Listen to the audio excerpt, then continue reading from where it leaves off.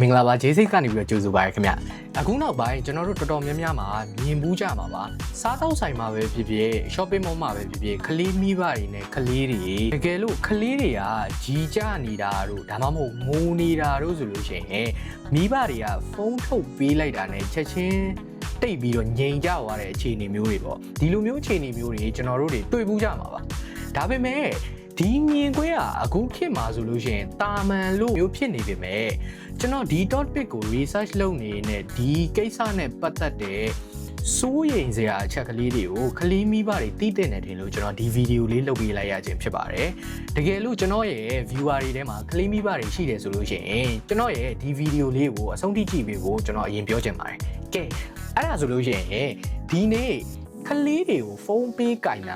ာတကယ်ပဲအန်ရရှိလားဒါမှမဟုတ်လူတွေကချဲ့ကားပြီးတော့ပြောနေတာလားဆိုတဲ့ဟာကိုကျွန်တော်နဲ့ဒီဗီဒီယိုလေးမှာတစ်ချက်လောက်လေ့လာကြည့်လိုက်ရအောင်ဒီဗီဒီယိုကကလေးမိဘတွေကိုအပြစ်တင်ခြင်းလို့ဆိုပြီးတော့ကျွန်တော်လုပ်တဲ့ဗီဒီယိုမဟုတ်ပါဘူးအခုခေတ်မှာမိဘတွေဆိုလို့ရှိရင်လည်းအဖေပဲဖြစ်ဖြစ်အမေပဲဖြစ်ဖြစ်တနေ့လုံးအလုံးလုံးနေရတဲ့သူတွေရှိတယ်လို့အမေတွေဆိုလို့ရှိရင်လည်းကိုယ့်အိမ်လုံးနဲ့ကိုမအားကြတဲ့ဟာတွေကတော်တော်များပါဒါကြောင့်ကလေးတစ်ယောက်ကိုတနေ့လုံးတစ်ချိန်လုံးအဖော်ပြပေးဖို့ဖျော်ပြပေးဖို့ဆိုတ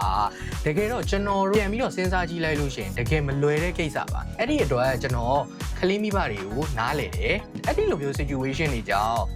ဖုန်းပေးလိုက်လို့ရှိရင်ငြိမ်သွားမှာပဲဆိုတဲ့အလွယ်ဆုံးဖြေရှင်းနည်းအခုခေတ်မှာတော်တော်ကြီးကိုတွေ့နေမြင်နေရတယ်ပေါ့တကယ်တော့ကျွန်တော်တို့တော်တော်များများလည်းအခုလက်ရှိမှာမြင်ဘူးသလိုမျိုးတချို့မိဘတွေဆိုလို့ရှိရင်လည်းဒီလိုမျိုးကိစ္စကိုကိုယ်တိုင်တော့မှလုပ်ဘူးကြမယ်ထင်ပါတယ်ဒါပေမဲ့ဒီနေရာမှာကျွန်တော်ပြောချင်တာဖုန်းဆိုတာကြီးကတကယ်တော့ပြဿနာမဟုတ်ပါဘူးကျွန်တော်တို့ပြန်ပြီးတော့တတိစကြတတိထားရမှာပါအရွယ်မှာသုံးနေတာလဲတနေ့ကိုဘလောက်ကြာသုံးနေရလဲဘလူမျိုးအသုံးပြုနေတာလဲပေါ့ဒီလိုမျိုးဟာတွေကပို့ပြီးတော့အရေးကြီးပါတယ်အခုနောက်ပိုင်း research တွေအရဆိုလို့ရှိရင်အသက်ငယ်တယ်ဆိုတဲ့ကလေးတွေမှာ screen time ကတော်တော်ကြီးကိုများလာတယ်ပေါ့ဒီလိုမျိုးများလာတာနဲ့အမျှကလေးတွေအတွက်ဘာတွေထိခိုက်နိုင်လဲဆိုလို့ရှိရင်ကျွန်တော်အချက်၄ချက်နဲ့ပြောပြမယ်နံပါတ်၁ကကြတော့အိပ်စက်ပုံနံပါတ်2ကကြတော့အာယုံစူးစိုက်နိုင်စွမ်းပါနံပါတ်3အချက်ကဘာသာစကားဖွင့်ပြမှု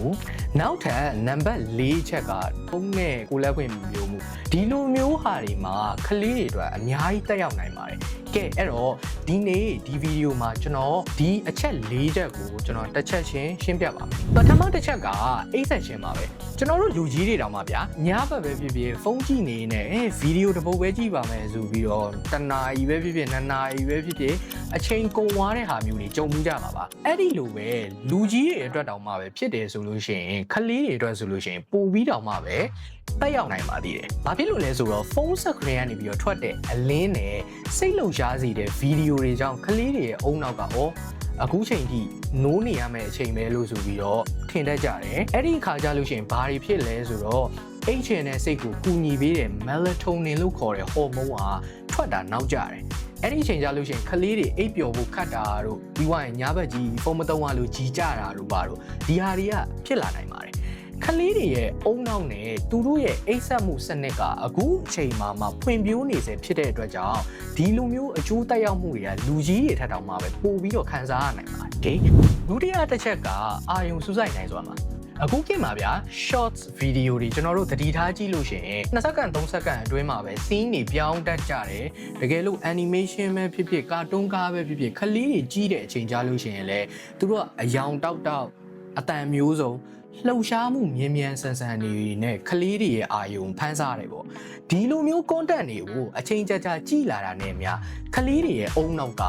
ဒီလိုမျိုးမြင်မြန်ပြောင်းမြင်မြန်လှုပ်ဆော်မှုရှိတဲ့ဟာတွေနဲ့ပဲနေသားကြလာနိုင်ပါတယ်အဲ့ဒီတော့ဗျာကျွန်တော်တို့သူတို့အကြောင်းသွားခိုင်းတာပဲဖြစ်ဖြစ်တကယ်လို့စာအုပ်ဖတ်တာတို့စာရေးတာတို့အကြောင်းမှဆိုလို့ရှိရင်တော့ဆရာမရှင်းပြနေတဲ့ဟာတွေကိုစိတ်ရှည်ဖို့လိုအပ်တဲ့အရာတွေမှာပြင်းတယ်ဆိုတဲ့ခံစားချက်ကပိုများလာနိုင်တယ်အဲ့လိုမျိုးဖြစ်လာလို့ရှိရင်ကလေးတွေအကြောင်းနေပြင်းတာတို့စာမသင်ချင်တာတို့စာအုပ်အာယုံမစိုက်တာတို့ဒီလိုမျိုးတွေဖြစ်လာနိုင်တယ်ဒါကြောင့် screen time များလွန်းတဲ့အချိန်ကြာလို့ရှိရင်ကလေးတွေရဲ့အာယုံစိုက်နိုင်စွမ်းကလည်းတကယ်ကိုထိခိုက်နိုင်ပါတယ်နောက်တစ်ချက်ကကြတော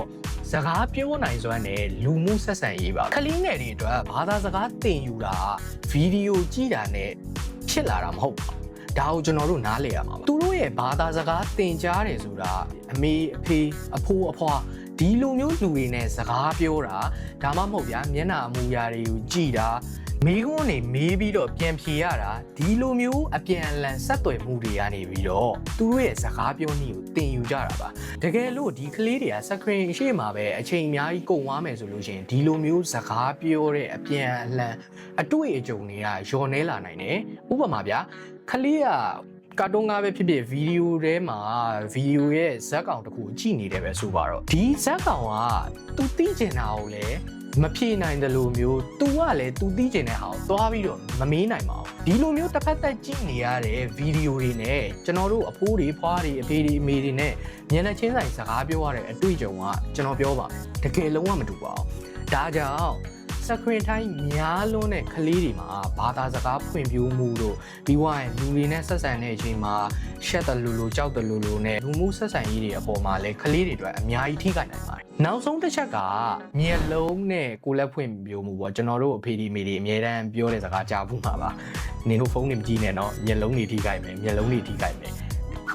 ကလေးတွေကဖုန်းကိုအချိန်ကြာကြီးအနီးကပ်ကြည့်နေလို့ရှိရင်မျက်စိရဗျာဒီအကွာအဝေးကိုပဲအမြဲတမ်းစူးစိုက်ပြီးတော့အာယုံစိုက်နေရတဲ့အတွက်ကြောင့်ကလေးတွေမျက်လုံးနာတာတို့မျက်လုံးညောင်းတာတို့မျက်လုံးကိုက်တာတို့ခေါင်းကြီးကိုက်တာတို့ဖြစ်နိုင်တယ်ဒီဟာတွေဖြစ်ရတဲ့ပြဿနာအကြောင်းရင်းကလည်းဖုန်းပါပဲတကယ်တော့ဘာဖြစ်လို့လဲဆိုတော့ကလေးတွေရဲ့မျက်လုံးတို့အာယုံကြောတွေကအခုမှစပြီးဖွံ့ဖြိုးဆဲဖြစ်တဲ့အတွက်ကြောင့်လူကြီးတွေထက်တောင်မှပဲပို့ပြီးတော့ဒီလိုမျိုးကိစ္စတွေကဖြစ်နိုင်ပါတယ်ဒါတွေမကသေးပါဘူးကလေးတွေအတွက်ပြေးတာခုံတာစော့တာဘောလုံးကန်တာပဲဖြစ်ဖြစ်ဒါမှမဟုတ်ထုတ်စီးထိုးတာပဲဖြစ်ဖြစ်ကြက်တောင်ရိုက်တာပဲဖြစ်ဖြစ်ဒီလိုမျိုးကိုလက်လှုပ်ရှားမှုတွေကသူတို့ရဲ့အယိုးကြွက်သားတွေခန္ဓာကိုယ်ဖွံ့ဖြိုးမှုအတွက်တွေကိုအများကြီးအထောက်အကူဖြစ်ပါတယ်တကယ်လို့ကလေးတစ်ယောက်ကစကရင်ရှေ့မှာပဲအချိန်များလာတဲ့အခါကြလို့ရှိရင်အပြင်လဲထွက်ဆော့ခြင်းတွေရှိတော့မှာမဟုတ်အဲ့ဒါလိုမျိုးဖြစ်တဲ့အချိန်ကြလို့ရှိရင်ဒီကလေးရဲ့ခန္ဓာကိုယ်ဖွံ့ဖြိုးမှုတွေလည်းနည်းလာပြီးတော့ကြာလာလို့ရှိရင်ကလေးရဲ့ကျန်းမာရေးတော့မှာပဲထိခိုက်နိုင်ပါတယ်ဒါပေမဲ့ဒီဗီဒီယိုကြည့်ပြီးတော့ဒါဆိုလို့ရှိရင်တော့ငါကလေးကိုလုံးဝဖုန်းမပေးတော့ဘူးဆိုပြီးတော့ဆုံးဖြတ်ဖို့ကျွန်တော်ကပြောတာမဟုတ်ပါဘူးတကယ်တော့ technology မကောင်းတာလည်းမဟုတ်ပါဘူးကျွန်တော်တို့ကသာဆုံးဖြတ်ရမှာဘယ်လိုမျိုးသုံးသင့်လဲဘယ်လောက်ကြာကြာသုံးသင့်လဲပေါ့ဘယ်အရွယ်ကနေပြီးတော့စပြီးတော့ပေးသုံးတင်လဲဒီလိုမျိုးဟာတွေကပို့ပြီးတော့အရေးကြီးရပါတကယ်တော့တနေ့နေ့တစ်ချိန်ချိန်ကြာလို့ရှိရင်ဒီကလေးတွေကလည်းကြီးလာလို့ရှိရင်ဒီ technology တွေနဲ့ပတ်သက်နေရအောင်ပါပဲသူတို့စာလုပ်တာပဲဖြစ်ဖြစ်သူတို့အလုပ်လုပ်တဲ့နေရာမှာပဲဖြစ်ဖြစ်အခုခေတ်ကာလ technology နဲ့လွတ်တဲ့ခေတ်မဟုတ်ပါဘူးဒါပေမဲ့အခုချိန်မှာကျွန်တော်တို့ကပြန်ပြီးတော့စဉ်းစားရမှာဖုန်းကသူတို့ကြီးကြတဲ့ဟာကိုထိန်းနေတာလားဒါမှမဟုတ်သူတို့ကိုထိန်းနေပါတယ်ဆိုတော့ဖုန်းတွေရောကျွန်တော်တို့ပြန်ပြီးတော့ထိန်းနိုင်သေးရဲ့လားဆိုတော့မိကုန်းကိုမိဘတိုင်းကိုယ့်အကူပြန်ပြီးတော့စဉ်းစားစီခြင်းပါတယ်ကဲဒီနေ့ကတော့ဒီလောက်ပါပဲကျွန်တော်ရဲ့ content လေးတွေကိုသဘောကျတယ်ကြိုက်တယ်ဆိုလို့ရှိရင်ကျွန်တော်ရဲ့ channel လေးကိုလည်း subscribe လုပ်ထားခဲ့ကြပါဦးနောက်ထပ် video အသစ်တွေလည်းထပ်ပြီးတော့တင်มาဖြစ်တဲ့အတွက်ကြောင့်နောက်ထပ် topic လေးနဲ့ပြန်ပြီးတော့တွေ့ပါမယ်အဆုံးထိကြည့်ပေးလို့ကျေးဇူးများကြီးတင်ပါတယ်တတ်တာ